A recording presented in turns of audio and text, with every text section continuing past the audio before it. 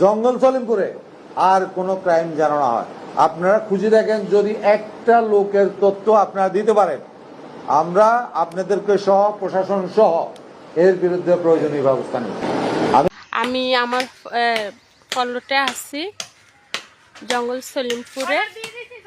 আমি এখানে কিছুদিন পর পর আসি। আমার এখানে আসলে আলাদা একটা শান্তি লাগে, কিন্তু এইখানে আপনার অনেক জুলুম করা হয়, অনেক মানে সাধারণ মানুষের উপরে। আপনার একটা টিনের ঘর তুলতে গেলে চাঁদা চাইতে আসে ছেলেরা, একটু মাটি কাটতে গেলে চাঁদা চাইতে আসে ছেলেরা।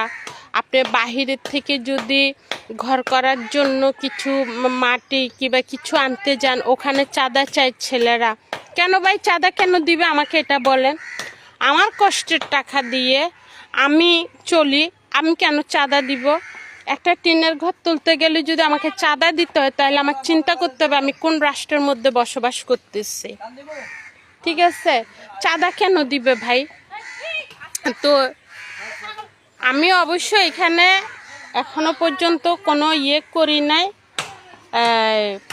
এখানে সবাই একটা কথাই বলে, 5 আগস্টের পরে আসলে বলে যে আপা দেখেন এত বছরে এসে, তবে এখন বলতেছে একটা টিনের ঘর তুলতে গেলে আমাদের চাঁদা দিতে হয়।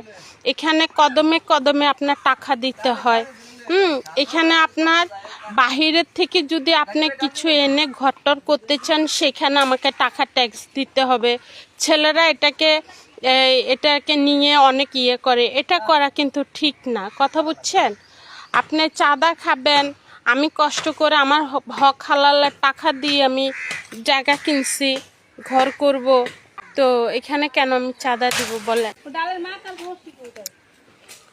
तुझे देखा तो ये जाना सनम, प्यार होता है दीवाना सनम, अब यहाँ से कहाँ जाएंगे हम, तेरी बाहों में मर जाएंगे हम।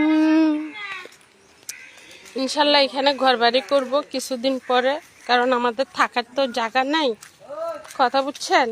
ঘর বাড়ি করে চলে আসবো। কি করব? আহা, আমাদের কষ্টের জীবন কেউ বুঝে না।